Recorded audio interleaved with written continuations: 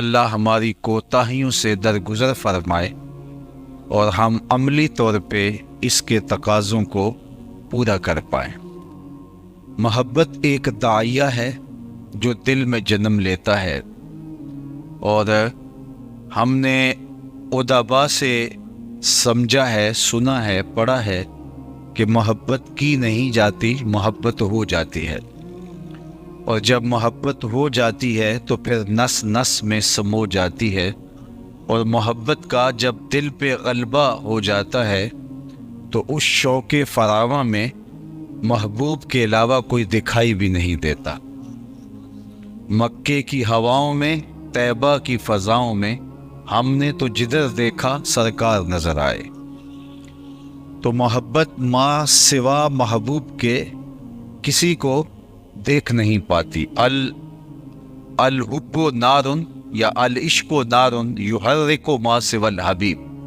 محبت ایک ایسی آگ ہے جو محبوب کے علاوہ سب کو جلا کے خاکستر کر دیتی ہے، اور اللہ نے یہ محبت کا جذبہ کائنات کی ہر شے کو عطا کیا ہے، حتیٰ کہ جانور بھی محبت کرتے ہیں۔ اقبال نے کہا تھا، شیشہ دہر میں مانند مے ناب ہے عشق، روح خورشید ہے خون رگ مہتاب ہے عشق، دل ہر ذرہ میں پوشیدہ کسک ہے اس کی، نور یہ وہ ہے کہ ہر شے میں جھلک ہے اس کی۔ تو محبت کے بغیر تو انسان زندگی گزار ہی نہیں سکتا۔ زندگی تو محبت کا ہی دوسرا نام ہے۔ جو زندگی محبت سے خالی ہے وہ زندگی نہیں ہے، وہ مردنی ہے۔ محبت کے دم سے یہ دنیا ہنسی ہے، محبت نہیں ہے تو کچھ بھی نہیں ہے۔ محبت کے بغیر دل رہ نہیں سکتا۔ جس طرح جسم کو غذا کی ضرورت ہے، جس طرح نظام تنفس کے لیے ہم آکسیجن کی ضرورت کو محسوس کرتے ہیں، تو دل بغیر محبوب کے زندہ نہیں رہ سکتا۔ غالب نے کہا تھا، غم اگرچہ جاں گسل ہے، پہ کیا بچیں کہ دل ہے، غم عشق اگر نہ ہوتا غم روزگار ہوتا۔ غالب نے کہا کہ اگر سینے میں دل ہے تو پھر محبت سے بچنا ممکن ہی نہیں۔ جب دل ہے تو دل بر بھی ہوگا، جب دل ہے تو پھر چاہتے بھی ہوں گی، جب دل ہے تو رت جگے بھی ہوں گے، جب دل ہے تو پھر تڑپ بھی ہوگی، پیچ و تاب بھی، التہاب بھی، اضطراب بھی، انتظار کی کھاتیں بھی، وصل کی لذتیں بھی، کسی کی یادوں کے چراغ بھی روشن ہوں گے۔ جب دل ہے تو پھر کوئی دل بر بھی ہوگا۔ اللہ اکبر۔ تو کہا کہ بہتر نہیں ہے کہ غم روزگار پیدا ہونے کی بجائے دل میں غم محبوب پیدا ہو۔ جب دل میں کوئی نہ کوئی مکین تو ہوگا، دل میں کسی کے ڈیرے تو ہوں گے، دل میں کوئی تو آ بسے گا، تو بہتر نہیں دل کے سیج پہ اس کو بٹھایا جائے جو رب کا بھی محبوب ہے۔ اعظم چشتی مرحوم نے کہا تھا، اپنا معیار زمانے سے جدا رکھتے ہیں ہم، تو محبوب بھی محبوب خدا رکھتے ہیں۔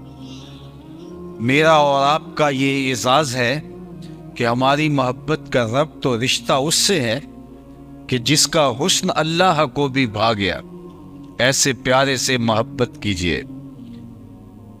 دنیا سے محبت کرتی ہے، لوگ لوگوں سے محبت کرتے آئے ہیں، لوگ داستانیں تاریخ کے اوراق میں درج ہیں۔ لوگوں نے محبت میں اپنے آپ کو رول دیا، کوئی کچے گھڑے کے اوپر تیرتا رہا اور کسی نے تھلوں میں جان دے دی، کسی نے محبوب کے لیے بھینسیں چرائیں، اور کسی نے کندھے پہ تیشہ رکھا اور پہاڑ کو کھودنے نکل گیا کہ میں نہر تراش کے لاؤں۔ دنیا کے اوپر محبت کی بڑی دل آویز کہانیاں اور داستانیں ہیں، لیکن ہم نے دیکھا کہ محبت کرنے والے روتے پائے گئے، اور انہوں نے محبت کے شکوے کیے، محبوب کے شکوے کیے۔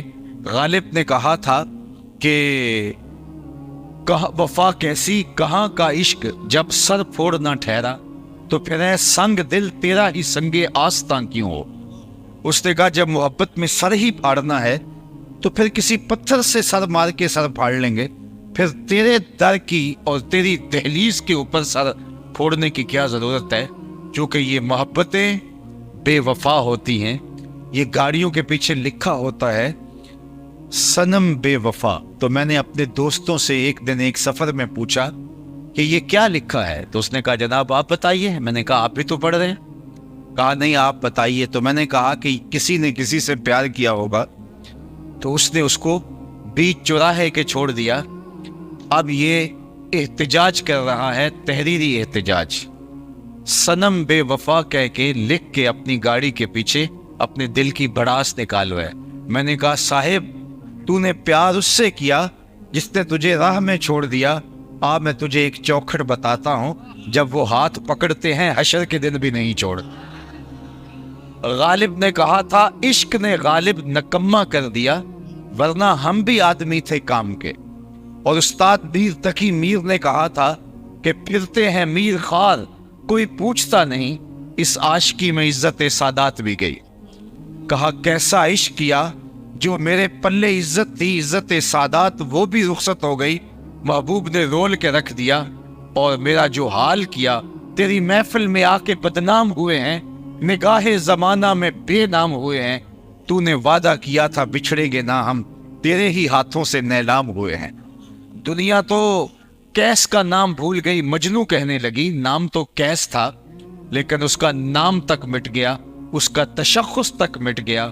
اس نے شہزادے گلیوں میں رول کے رکھ دیے محبت نے. لیکن میں جس کی محبت کی کہانی آج آپ کے سامنے لیے بیٹھا ہوں، اس محبت کی عزت نوازی اور اس کی ذرہ نوازی اگر پوچھنی ہے تو بلال حبشی سے پوچھ لیجئے. سادات کی عزت ایک محبت رول دیتی ہے، لیکن یہ ایسی محبت ہے کہ جو بلال کو پستیوں سے اٹھا کے اوج ثریا کی بلندیوں تک پہنچا دیتی. میرے حضور معراج سے واپس پلٹتے ہیں اور پوچھتے ہیں بلال تو کون سا نیک عمل کیا ہے؟ میں نے تیرے قدموں کی آہٹ جنت میں سنی ہے. اللہ اکبر. حضور کے وصال کے بعد حضرت بلال حبشی رضی اللہ تعالیٰ عنہ شہر مدینہ چھوڑ گئے تھے. کہا کہ اب ان گلیوں میں حضور دکھائی نہیں دیتے تو اب یہاں جی نہیں لگتا. شام کے علاقہ داریہ میں جا کے سکونت اختیار کر لی. ایک دن رات کو حضور خواب میں ملے اور فرمایا ما هذه الجفوة یا بلال، بلال یہ کیا بے وفائی ہوئی، ملنے بھی نہیں آتے. تو پھر دن رات سفر کاٹتے ہوئے شہر مدینہ پہنچے.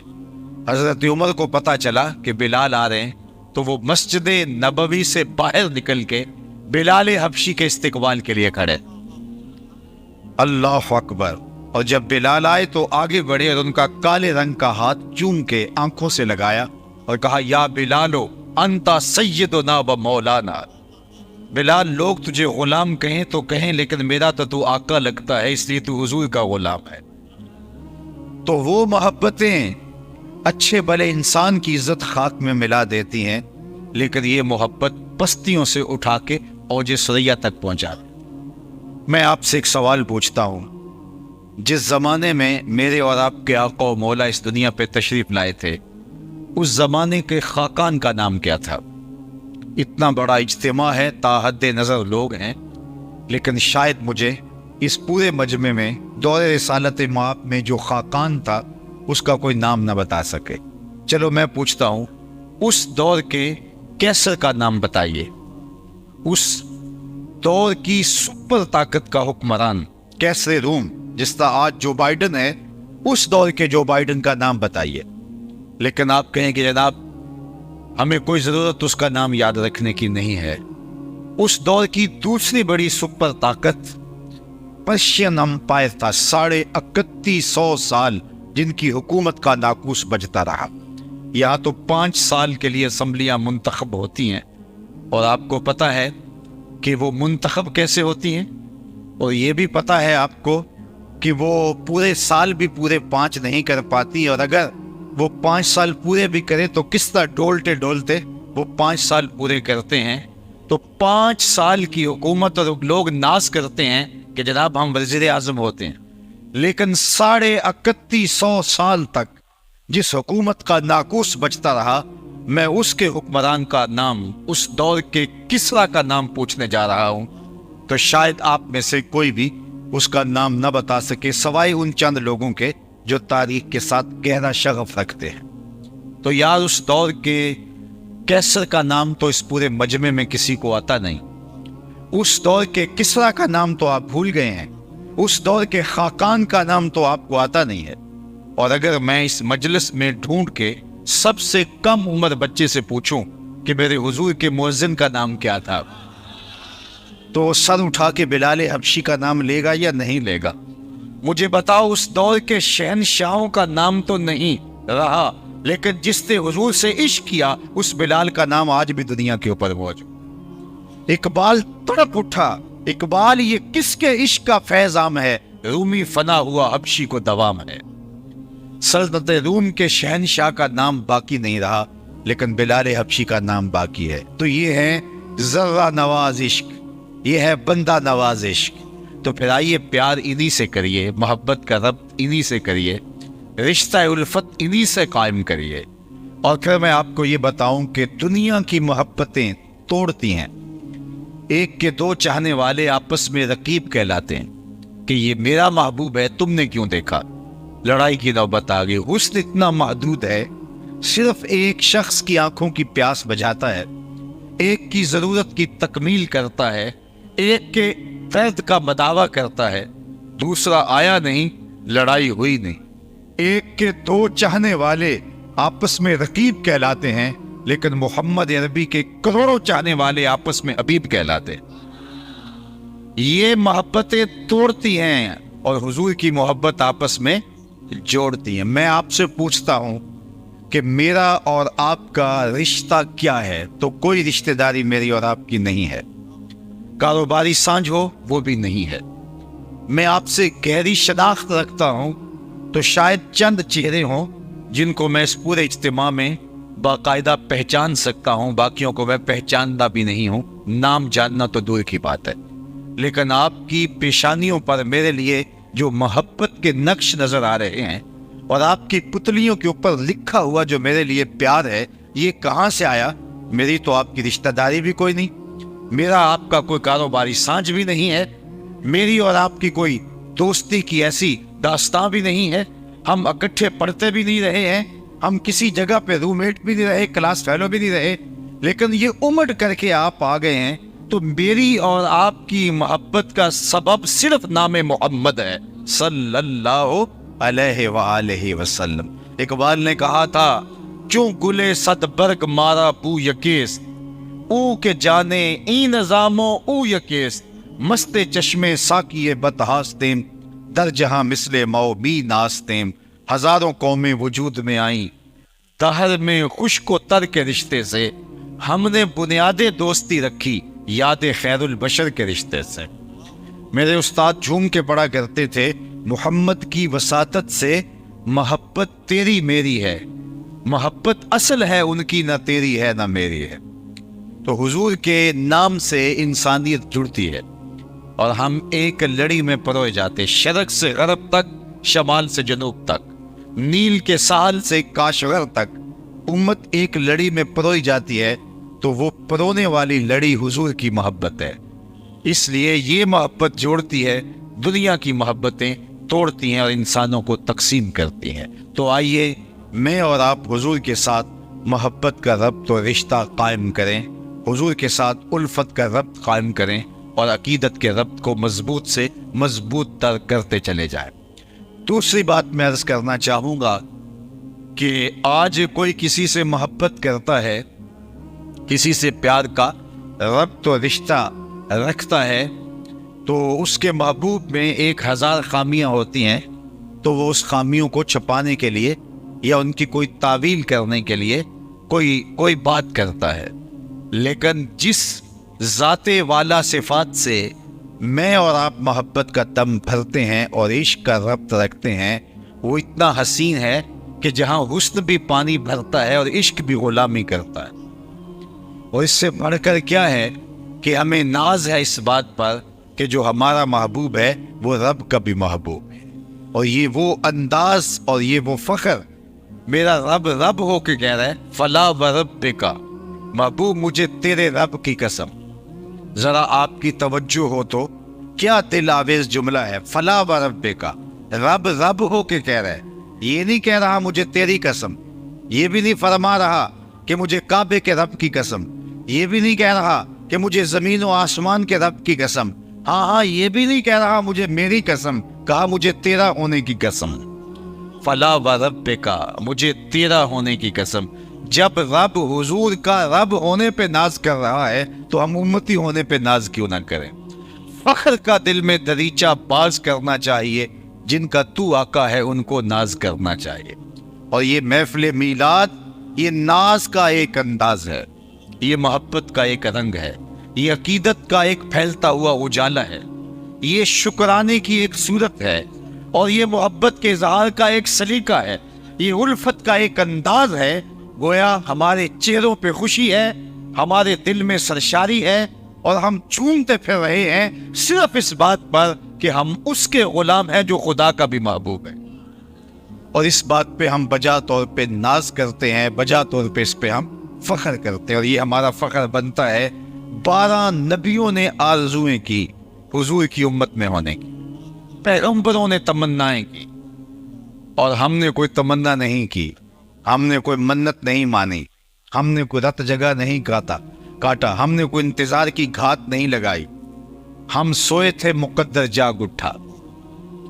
ہم پیدا ہوئے، ہمارے والد مسجد سے مولانا کو بلا لائے، انہوں نے کان میں جو آ کے اذان دی، یہ اس بات کی بشارت تھی مبارک ہو تو حضور کا غلام بن کے آیا ہے. شاہوں سے ملا ہے نہ تونگر سے ملا ہے، اللہ کا عرفان اسی در سے ملا ہے. اوروں کو ملا ہے تو مقدر سے ملا ہے، مجھ کو تو مقدر بھی تیرے در سے ملا ہے. پیغمبروں نے آرزویں کی، پیغمبروں کی ٹیمیں منتظر رہی، ہاتھ اٹھا کے دعائیں مانگتے رہے. ربنا وابعث فیہم رسولا، مالک آنکھیں بوڑھی ہو گئی ہیں انتظار کرتے کرتے، اسے بھیج بھی دے. کوئی کہہ رہا ہے اسمہ المتوکل، اس کا نام متوکل ہوگا. کوئی کہہ رہا ہے لیسا بفظ ولا بغلظ، وہ تر شروع نہیں ہوگا، بس آیا جا رہا ہے. حضرت عیسیٰ نے تو کہا مبشرم برسول یات من بعد اسمہ احمد، لوگوں میں نام بھی بتائے جا رہا ہوں، بس وہ آنا چاہ رہا ہے، میرے بعد وہی نازل ہونے والا ہے، وہی اترنے والا ہے، اس کا نام احمد ہوگا. اللہ اکبر. جب حضرت عیسیٰ کی زبان سے میرے حضور کے قصیدے سنے تو ایک آپ کے حواری نے کہا حضرت جس کے قصیدے آپ پڑھ رہے ہیں کیا وہ آپ سے بھی افضل ہوگا؟ بڑی حیرت سے پوچھتے ہیں، اور حیرت کیوں نہ ہو کہ وہ عیسیٰ جو بن باپ کے پیدا ہوئے، کلمۃ اللہ و روحہ، اللہ نے ان کو بغیر باپ کے پیدا کیا.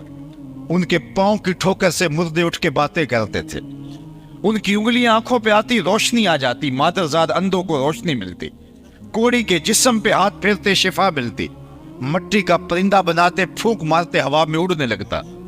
کیا شانیں تھی حضرت عیسیٰ علیہ السلام کی. تو جب وہ بھی قصیدے پڑھ رہے ہیں تو امتی کا یہ کہنا بنتا ہے. تو حواری نے کہا حضرت جس کے قصیدے آپ بھی پڑھ رہے ہیں وہ آپ سے بھی افضل ہوگا. حیرت میں ڈوب کے بولتا ہے انجیل برناباس کے اندر آج بھی لفظ موجود ہیں، اگرچہ تحریف راہ پا چکی ہے، میرے حضور کی شانیں پچھلی کتابوں سے لوگوں نے چن چن کے نکالی ہیں، لیکن آج بھی انجیل برناباس کے اندر یہ لفظ موجود ہیں. حواری پوچھتا ہے حضرت کیا وہ آپ سے بھی افضل ہوگا؟ تو حضرت عیسیٰ فرمانے لگے افضل ہونے کی بات کرتے ہو، وہ تو اتنی عظمتوں کا حامل ہے، اگر اس کے نالین کے تسمے کھولنے کی سعادت ابن مریم کو مل جائے تو یہ بھی مقدر کی بات. وہ اتنا بخت اور مقدر کا مالک ہے کہ اس کے نالین کے تسمے کھولنے کی سعادت بھی میرے لیے بخت کی بات ہے اگر مجھے یہ اعزاز مل جائے. زمانہ منتظر رہا. بحیرہ راہب کی کہانی آپ نے سنی ہوگی. وہ راستے میں کلی ڈال کے بیٹھا تھا، اس نے سنا تھا یہاں ایک دن نبی آخر زمان کا گزر ہوگا. وہ روزانہ اپنے مکان کی چھت پہ چڑھتا اور حجاز کی جانب سے آنے والے قافلے دیکھتا ہے. اللہ اکبر کہ کسی دن وہ بھی تو گزریں گے اور میری آنکھوں کی پیاس بجھ جائے گی. نستورہ راہب کی کہانی سن لیجئے. وہ بھی شام میں کلی ڈال کے بیٹھا ہے، اس کے پاس ایک درخت تھا، اس نے کتابوں میں پڑھا تھا کہ اس درخت کے نیچے صرف پیغمبر ہی بیٹھ سکتا ہے. تو وہ منتظر تھا کبھی کوئی اس کی چھاؤں میں آ کے آسودہ ہو تو میں اس کی زیارت کروں. حضرت سلمان فارسی کی کہانی سن لیجئے. حضرت سلمان فارسی صحابہ میں سب سے طویل العمر ہیں، 350 سال کی روایت بھی موجود ہے اور 250 سال کی کم از کم آپ کی عمر کی روایت ہے۔ ایک مجوسی کے بیٹے ہیں، کہتے ہیں میں اپنے باغوں میں جایا کرتا تھا، راستے میں ایک راہب کا کٹیا تھا اور میں اس کے پاس اٹھنے بیٹھنے لگا۔ میرے والد کو پتا چلا تو اس نے منع کیا کہ ہم تو مجوسی ہیں، آتش پرست ہیں، اور تم اس شخص کے پاس کیوں بیٹھتے ہو؟ تو چونکہ مجھے اس کی باتوں سے خوشبو آتی تھی اور میں اس راہب عیسائی پادری کے پاس بیٹھتا تھا۔ میرے باپ نے روکا تو میں نہ رکا تو باپ نے گھر سے نکال دیا۔ میں حق کی تلاش میں نکلا، ایک پادری مجھے ملا، میں اس کی صحبت میں رہنے لگا۔ وہ واقع خدا رسیدہ تھا، حضرت عیسیٰ کے دین کا پیروکار تھا۔ میں نے اس کی ایک مدت تک خدمت کی۔ ایک دن اس نے مجھے تنہائی میں بلایا، کہا کہ میرا وقت آخر آ گیا ہے، تو نے میری بڑی خدمت کی ہے اور دل سے کی ہے، اب میری تدفین کے بعد تو غموریا چلے جانا، وہاں کا فلاں پادری وہ خدا رسیدہ ہے، تجھے اس سے خیر مل جائے گی۔ کہتے ہیں وہ واقعی 2-3 دن کے بعد انتقال کر گیا۔ تدفین کے بعد میں غموریا چلا گیا اور جس نشانی کا پادری اس نے بتایا تھا وہ مجھے مل گیا۔ میں اس کی صحبت میں رہنے لگا اور خدمت دل و جان سے کرنے لگا۔ ایک مدت میں نے اس کی خدمت کی۔ ایک دن اس نے مجھے تنہائی میں بلایا، کہا کہ تو نے میری بہت خدمت کی ہے نوکروں کی طرح، اب میرا بھی وقت آخر آ گیا ہے اور کوئی ایسا پادری اب رہا نہیں جس کے پاس میں تجھے بھیجوں، لیکن تو حق کا متلاشی ہے، میری تدفین کے بعد تو یثرب چلے جانا، نبی آخر زمان کا ظہور ہوگا اور وہ وہاں ہجرت کر کے آئے اور تو ان کی صحبت میں زندگی کا سراغ پالے گا۔ کہتے میں نے کہا کہ میں در بدری کی خاک چھانی ہے، کوئی شخص مدعی نبوت ہو اور میں دھوکہ کھا جاؤں، مجھے کوئی پکی نشانیاں بتاؤ تاکہ میں دھوکہ نہ کھاؤں۔ تو اس نے کہا 3 نشانیاں ہوں گی۔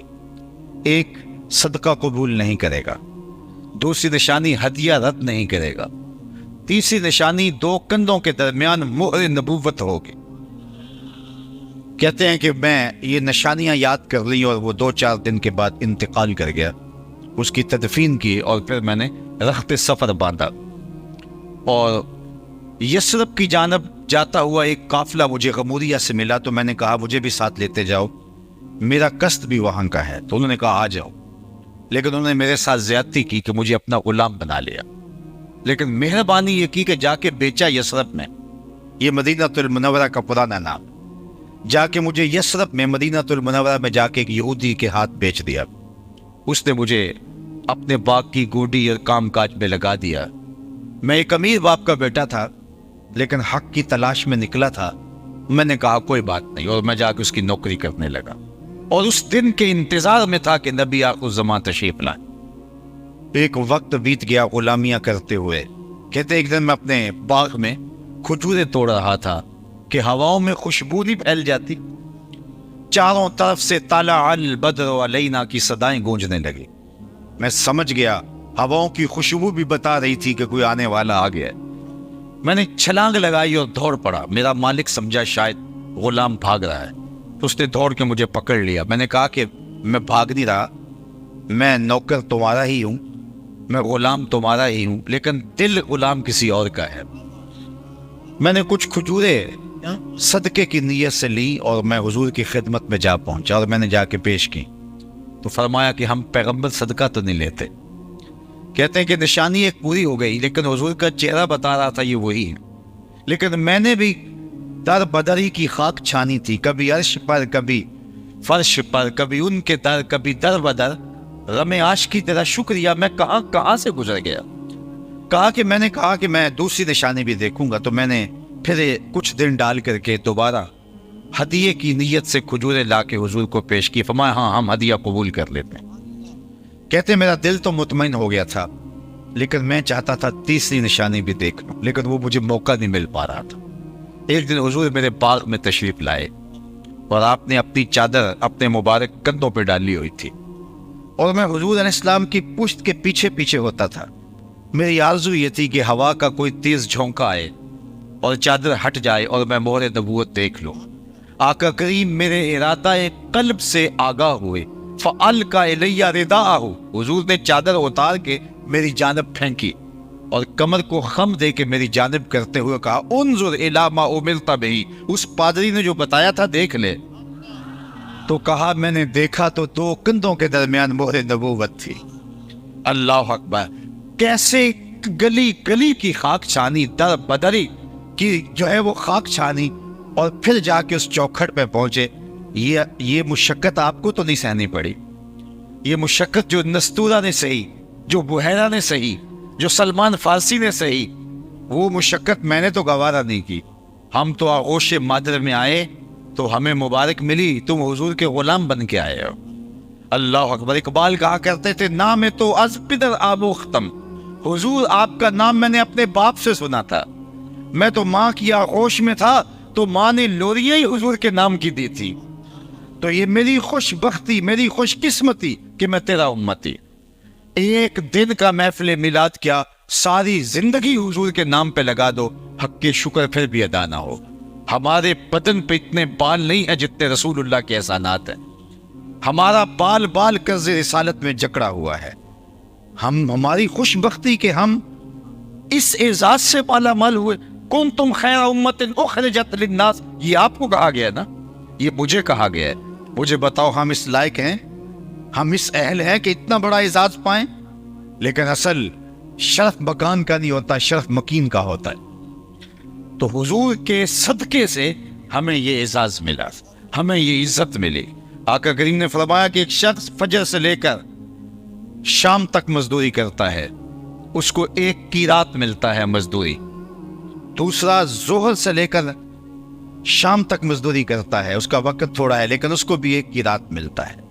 تیسرا عصر سے لے کر مغرب تک مزدوری کرتا ہے، اس کو 2 قیراط ملتے ہیں، وقت اس کا دونوں سے کم لیکن اس کی مزدوری 2 گنا۔ فرمایا پہلی مثال یہود کی ہے، دوسری مثال نصارہ کی ہے، اور تیسری مثال میری امت کی ہے۔ ایک ہی رات لیلۃ القدر کی ایسی ہے کہ 1000 مہینوں سے بہتر ہے۔ ایک نیکی کرو گے 10 نیکیوں کا ثواب ہے، ایک دانہ اللہ کی راہ میں خیرات کرو گے 700 گنا ثواب ملے گا، اور اگر توفیق یاوری کرے، اللہ کی مدد نصرت شامل ہو تو حرم میں ایک سجدہ کرو گے 1,00,000 سجدوں کا ثواب ملے گا، ایک نیکی کرو گے 1,00,000 نیکیوں کا ثواب ملے گا۔ یہ کتنا بڑا اعزاز ہے، یہ کتنا بڑا شرف ہے، یہ مجھے دیا گیا، یہ آپ کو دیا گیا۔ میرے اور آپ کی عمل اگر ہم دیکھیں تو ہمیں شرم آئے، لیکن کنتم خیر امت اخرجت للناس، یہ اعزاز حضور کے صدقے سے دیا گیا، تو اس لیے اس کا شکرانہ ہے یہ محفل میلاد۔ اور آقا کریم علیہ الصلوۃ والسلام سے محبت کیوں نہ کریں؟ یار میں تو سینے میں دھڑکتا ہوا دل رکھتا ہوں نا، آپ تو سینے میں تڑپتا ہوا سیماب کی طرح دل رکھتے ہیں، اور دل مجبور ہے محبت کرنے کے لیے۔ جہاں حسن ہوگا دل ادھر دپکنے لگے گا، اور کائنات کے سارے حسن حضور کے قدموں کی خیرات۔ اللہ اکبر! اعظم چشتی کی تو حیرت ہی ختم نہیں ہوتی، سمجھا نہیں ہنوز میرا عشق بے ثبات، تو کائنات حسن ہے یا حسن کائنات؟ تو میں تو مجبور ہوں محبت کرنے کے لیے، لیکن حضور علیہ الصلوۃ والسلام سے محبت تو پتھروں نے بھی کی ہے، درختوں نے بھی کی ہے۔ اللہ اکبر! احد کی چھاتی پہ حضور کا قدم آتا ہے تو پہاڑ جھوم اٹھتا ہے، تو اللہ کے محبوب فرماتے ہیں عصبت احد فإنما علیک نبی و صدیق و شہیدان، اور کبھی فرمایا احد جبل یحبنا ونحبہ، احد ایسا پہاڑ ہے جو ہم سے پیار کرتا ہے، ہم اس سے پیار کرتے ہیں۔ مجھے بتاؤ کہ کبھی پتھروں کے سینوں کے اندر بھی پیار کی جوت آپ نے دیکھی ہے؟ ہمیں تو انسانوں کا پتہ نہیں چلتا کہ کون پیار کرتا ہے اور کون پیار کے روپ میں نفرت کرتا ہے۔ لوکی مینو منہ آتے خول چڑھا کے ملتے نے، ویکھن وہ کنے چنگے پیڑے کنے دل دے نے۔ کتنے لوگ ہوتے ہیں جو آستین کے سانپ ثابت ہوتے ہیں، لیکن حضور احد کے کلیجے میں اپنے پیار کو بھی دیکھ رہے ہیں۔ اور آؤ تمہیں محبت کی ایک دل آویز کہانی سناؤں۔ صحیح بخاری میں یہ کہانی ہے، دل آویز کہانی، خوبصورت کہانی۔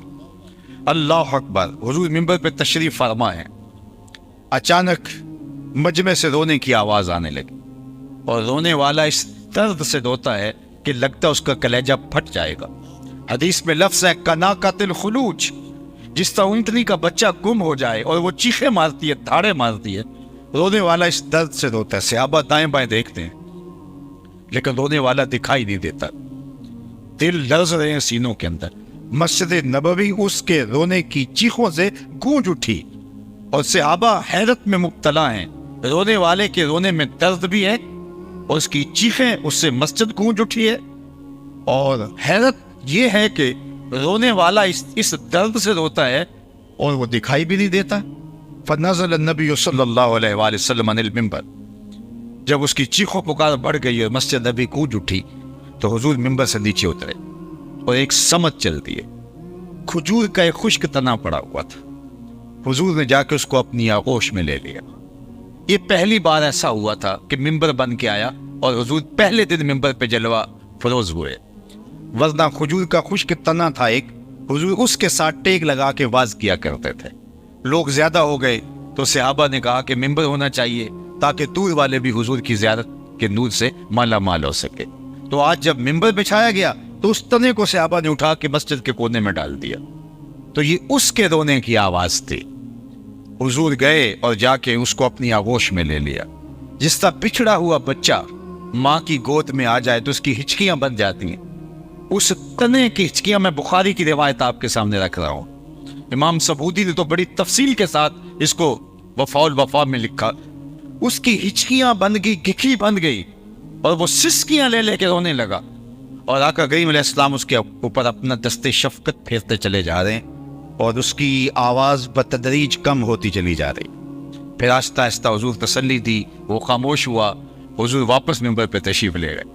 صحابہ کی آنکھوں میں حیرت تھی، استعجاب تھا.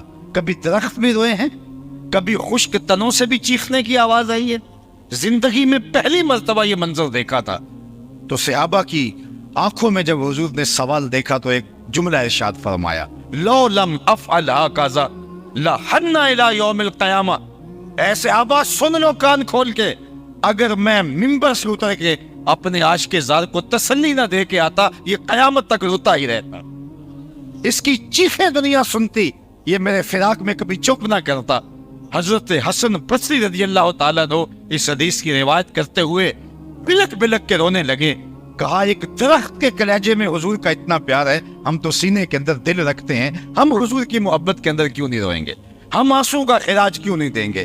یہ حضور کی محبت ہے، یہ حضور کا پیار ہے، یہ حضور علیہ الصلوۃ والسلام کی الفت کے رنگ ہیں. ایک صحابی جن کا نام صوبان ہے، آقا کریم نے فرمایا کہ کیا ہے صوبان تمہیں؟ تم بڑے کمزور دکھائی دے رہے ہو، تمہیں کوئی بیماری ہے؟ عرض کی حضور مجھے کوئی بیماری نہیں، ایک خیال نے مجھے کمزور کر دیا، ایک سوچ نے میرا یہ حال کر دیا. فرمایا کیا ہوا؟ کیا تمہارا خیال ہے جو تمہارے اوپر غالب آیا اور تمہاری صحت گر گئی؟ کہا کہ ایک خیال یہ آیا کہ اب جب دل اداس ہوتا ہے حضور کو آ کے دیکھ لیتے.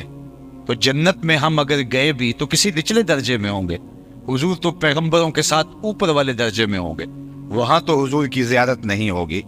تو اس خیال نے میرا یہ حال کر دیا ہے. اللہ اکبر. جو آپ دیکھ رہے ہیں تو اللہ کے محبوب علیہ السلام کی محبت ہمارے سینوں کا خزینہ ہے. لیکن میں صاحب اپنی گفتگو کو سمیٹتے ہوئے عرض کرنا چاہوں گا، محبت کے اظہار کے کئی رنگ ہیں. آپ کی یہ محفل یہ بھی محبت کے اظہار کا ایک رنگ ہے. آپ کا جوش فراواں میں نعرے لگانا یہ بھی محبت کا ایک روپ ہے.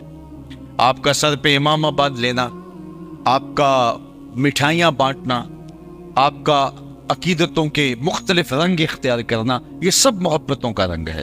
لیکن محبت کا سب سے بڑا داعیہ محبوب کی اطاعت ہے، محبوب کی فرما برداری. محب جس سے محبت کرتا ہے اس کی فرما برداری کرتا ہے. وہ تو ایسا حکم دے دے جس کو بجا لانا ممکن نہ ہو تو محب تو پھر بھی تیشہ اٹھا کے نہر کھودنے چل پڑتا ہے. مجھے بتاؤ کبھی پتھروں سے بھی دودھ کی نہریں نکلی ہیں؟ پتھروں سے چشمے تو پھوٹتے ہیں، پتھروں سے کبھی دودھ تو نہیں نکلا. لیکن جب فرحاد کو شیری نے کہا کہ میں تو تمہیں وصل تب دوں گی کہ اگر تم پہاڑ سے نہر دودھ کی کھود کے لاؤ گے، تو وہ ہاتھ میں تیشہ لے کے اسی کام کے لیے چل نکلا کہ اگر یہ شرط ہے وصل کی تو پھر میں اس کام کے لیے چلتا ہوں. میرے اور آپ کے حق و مولا نے تو کوئی ایسا مشکل حکم نہیں دیا جو ممکن نہ ہو، بلکہ فرمایا لولا ان اشق علی امتی لامرتهم بالسواک عند كل صلاۃ. اگر میں اپنی امت پہ شاک نہ جانتا تو ہر نماز کے لیے جو وضو کیا جاتا ہے اس کے ساتھ مسواک کو لازم قرار دے دیتا. لیکن اللہ کے محبوب نے کہا کہ یہ مشکل ہو جائے گا، بھاری ہو جائے گا ان کے لیے. ان کے اوپر وہ حکم نافذ نہیں کرنا جو ان کو بجا لانا مشکل ہو جائے. وہی حکم دیے جس کے بغیر چارہ نہیں تھا، جس کو بجا لانا ضروری تھا. تو ہم پھر کیسے محب ہوں گے کہ اگر ہمیں پنجگانہ نماز کی توفیق نصیب نہیں ہوگی؟ محبوب تو ایک بار کہہ دے، اور وہ پنجابی میں کہتے ہیں ادھی زبان سے بھی کہہ دے تو عاشق زندگی گزار دیتا ہے۔ اور قرآن و حدیث میں نماز کا حکم اور اس کی ترغیب تو 750 مرتبہ ہے، قرآن مجید میں بھی اور احادیث طیبہ میں مختلف سیغوں سے حکایتاً اور انشان تقریباً 750 مرتبہ نماز کا حکم ہے۔ اور تمہارے محبوب کا یہ حکم، اور پھر فرمائیں جعلت قرۃ عینی فی الصلاۃ، میری آنکھوں کی ٹھنڈک نماز میں رکھی گئی۔ اور بلال حبشی کو جب اذان کا کہتے تو کہتے ارے نا یا بلال، بلال اٹھو ہمارے سینے کو راحت پہنچا دو۔ تو ہم پھر عاشق کیسے ہوئے کہ اگر محبوب کی ادائیں ہماری زندگی میں نہیں اتری؟ محبوب کا حکم تو بہت بڑی بات ہوتی ہے، محب تو محبوب کی منشا کو بھی سمجھتا ہے۔ مدینے کی ایک گلی سے حضور کا گزر ہوا تو ایک ایسا گھر بن رہا تھا جو طرز تعمیر حضور کو کسی وجہ سے پسند نہیں تھی۔ تو آقا کریم نے گزرتے ہوئے پوچھا یہ کس کا گھر ہے؟ تو کہا فلاں انصاری صحابی کا۔ حضور علیہ السلام نے کچھ نہیں کہا، گزر گئے۔ کوئی اس صحابی کو ملا، کہا حضور علیہ السلام گزرے تھے، تیرے گھر کو دیکھا تھا، چہرے پہ پسندیدگی کے آثار نمودار نہیں ہوئے، شاید حضور کو پسند نہیں آیا۔ اس نے کہا اچھا ہاں بالکل ایسا ہی ہوا۔ اس نے کدال پکڑا اور مکان زمین بوس کر دیا۔ 2-4 دن کے بعد آقا کریم کا دوبارہ گزر ہوا تو وہاں ملبے کا ڈھیر پڑا ہوا تھا۔ کہا اس صحابی کو بلاؤ، بلایا، کہا میں گزرا تھا تیرا مکان دیکھا تھا، آج ملبے کا ڈھیر دیکھ رہا ہوں، کیا ہوا؟ کہا حضور میں نے خود گرایا ہے۔ فرمایا کیوں؟ عرض کی سنا تھا آپ کو پسند نہیں، سنا تھا آپ کو پسند نہیں، میں سر سے لے کر پاؤں تک دیکھوں میرا کیا کیا حضور کو پسند نہیں، میں عقیقے سے لے کر ولیمے تک دیکھوں میرا کیا کیا حضور کو پسند نہیں، میں گھریلو زندگی سے لے کر کے کاروبار تک دیکھوں میرا کیا کیا حضور کو پسند نہیں، میں نجی سے زندگی سے لے کے امور سیاست تک دیکھوں میرا کیا کیا حضور کو پسند نہیں۔ محمد تی زیارت محمد تے رنگ وچ، چوں بنا میں مصطفیٰ خانم درود، از خجالت آپ می گردد وجود، عشق می گویت کے محکوم غیر، سینائے تو از بتا مانند دیر، تا نداری از محمد رنگ و بو، از زبان خود میالہ نام ہو۔ کہا کہ اگر ان کے طریقہ حیات کو اختیار نہیں کرتا تو اپنی زبان سے ان کا نام میلا نہ کرنا۔ ان کا اگر ہوا ہے تو پھر ان کا ہو کے دیکھا۔ میرے استاد فرمایا کرتے تھے یہ نہ ہو کہ لوگ تمہیں پوچھے تم کون ہوتے ہو اور تمہیں بتانا پڑے صاحب مسلمان ہوتے ہیں، یہ دیکھو مذہب کے خانے میں اسلام لکھا ہے۔ آپ فرمایا کرتے تھے صاحب نہ کسی کو پوچھنے کی نوبت آئے نہ تمہیں بتانے کی ضرورت، تمہاری وضاقتہ طرز زندگی ایسی ہونی چاہیے، تم دور سے آ رہے ہو لوگ کہیں وہ دیکھو حضور کا غلام آ رہا ہے، نور آنکھوں میں تو چہروں پہ اجالے ہوں گے، مصطفیٰ والوں کے انداز نرالے ہوں۔